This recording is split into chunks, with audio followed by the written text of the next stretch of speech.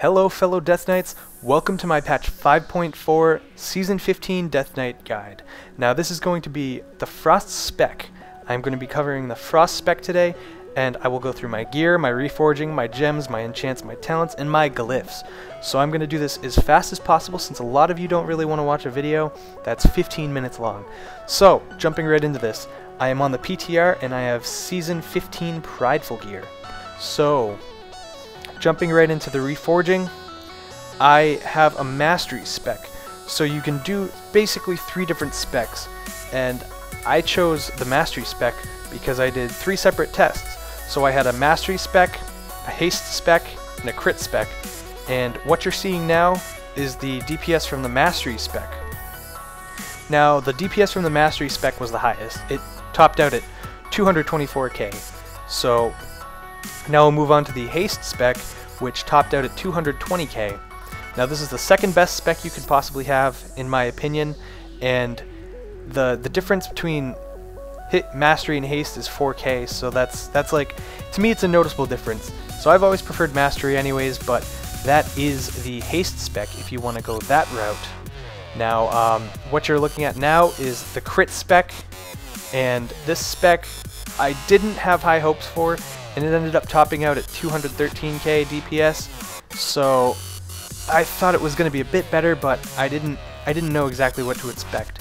I pretty much built it like my warrior, and I did all the reforging into crit, all the gemming into crit, and it just wasn't there DPS wise. So I went with the mastery spec, which happens to be mastery, haste, and crit for your secondary stats. So I recommend, if you're going to get an add-on, get Reforge Light. That's not the guy. Reforge Light, and it pops up when you open your Reforge, and through here you can go to presets, you go down, Frost 2-hand weapon, and you can adjust it from there. So I prefer hit over expertise, then I'd go hit soft cap, which is melee hit cap, then you go to expertise, that's mastery expertise, then expertise soft cap, then I prefer mastery, then haste, then crit. And then after that you calculate, and I'll calculate it out, and then you show, and see these check marks? That means I already have it reforged, it's all set to go, and you just follow that, and that gets you all specced out and ready to go. So now I will jump into my gems. Now for my gems, the red slot, I picked Bold Primordial Ruby, and you'll see I have 320 strength. That's because I'm on a PTR and I have jewel crafting all the way up, and you can get that gem. But you're going to want the Bold Primordial Ruby for the red slot and the prismatic slot. So that is the living belt buckle, which I'll get into that in a couple seconds. So the meta slot, you're going to want the reverberating primal diamond.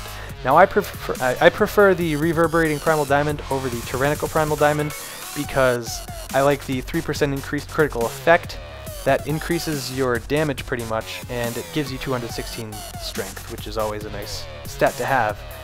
And for the blue slot, right now I have Sovereign Imperial Amethyst, but you can go into, I prefer the Tense Imperial Amethyst, which gives you 80 strength and 80 PvP power, but the Sovereign gives you 120 stamina, so if you're having survival issues, go with that. For the yellow slot, I picked Skillful Vermilion Onyx, which gives you 80 strength and 160 mastery. Now you're going to see that with the yellow slots, which is actually an orange gem. So go with that. Now for your enchants, your shoulders, you're going to want Greater Tigerfang Inscription.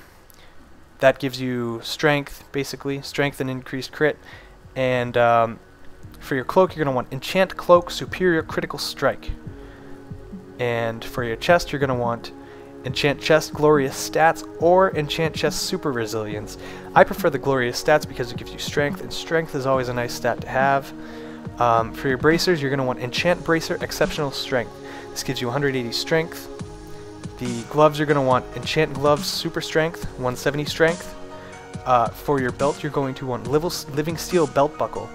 Now that gives you an extra gem slot, which is a prismatic one, and you can use that on a bold primordial ruby, which gives you 160 strength. For your legs, you're going to want Angerhide leg armor, which gives you 285 strength and 165 crit. For your boots, you're going to want enchant boots, Pandaren step, which will increase your run speed by a little bit and give you 140 mastery. And if you are jewel crafting, enchanting, you can go into the 160 strength rings enchant. And finally, for your sword, you're going to want two-handed, and you're going to want a Rune of the Fallen Crusader, which will increase your strength by 15% for 15 seconds regularly and heal you for 3%. Has a random chance to proc. It's a really cool one to have. If you time your cooldowns, it does a lot. So that is my gem reforging and enchants part. Now we will move into the talent guide. So for talents, I chose the basic DPS spec, and I went with Unholy Blight for the first tier. Makes it so you don't have to keep reapplying your diseases when you have it up. It's good to have when you use burst. Lichborne for the Lichborne Heal. If you're doing 2s or BGs or something, it's always nice to have. Asphyxiate, it's a 5-second stun. I usually go between Asphyxiate and Chillblains, but sometimes it's fun to mess around with Death's Advance if I'm unholy, so I went with Asphyxiate. For the 60 tier, I went with Conversion. If I'm facing a high burst team, I'll go Death Pact, but if I'm in a BG or something, usually go with Conversion. Now for the 75 tier, I'm usually rolling with Blood Tap, because I have much more control with my runes, and I can choose when I want them activated, and if I need to apply Necrotic Strikes, I can use some Blood Taps, or if I need to silence, I'll use my Blood Taps, blah blah blah. So finally for the level 90, DPS spec, I went with Remorseless Winner. Now it's a 5-second stun, or something like that. Once it gets to 5 stacks, it stuns for 6 seconds. So that's really good to have in BG situations. If you feel you're getting CC'd a lot, go with Desecrated Ground. And if you're in RBGs, I'd imagine Corfine's Grasp. So those are my basic talents for the Frost Death Knight in patch 5.4. Move on to the Glyphs. Now this is my basic Glyph spec. I usually run with this. Sometimes I will change out Glyphs of Shifting Presences with Death and Decay, and or something like that. So basically my major glyphs are Glyph of Anti-Magic Shell, Glyph of Shifting Presences, or Death and Decay, and Glyph of Icy Touch. If you're running a burst melee team that doesn't have any spells, you can replace Icy Touch with Death and Decay. That's always nice. Or if you're doing BGs, you can do Dark Sakura. But that's my basic glyph spec. You can have any minor glyphs you want, really. The only one you really need to have is a Glyph of Resilient Grip. Now that's pretty important if your ability fails, because the target's immune, its cooldown is reset, and you can just use it again. So those are my basic glyphs, and that is pretty much it, guys. I can go through a basic rotation, as a matter of fact. So I'm gonna head over there now, and I'll see you there. Alright guys, I almost forgot. I have to go through my macros real quick. Now, Frost Death Knights don't need many macros, if any at all. So one of the main macros I have is a Blood Presence, Frost Presence macro. So it's basically /cast Blood Presence on one line, /cast Frost Presence on the next, and it'll just switch between the two when you cast it. It's a really easy macro.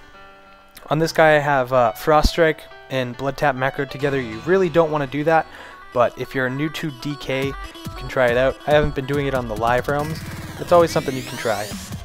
Lichborne Heals, /cast Lichborne, under that line, /cast target equals player, 2 brackets, Death Coil.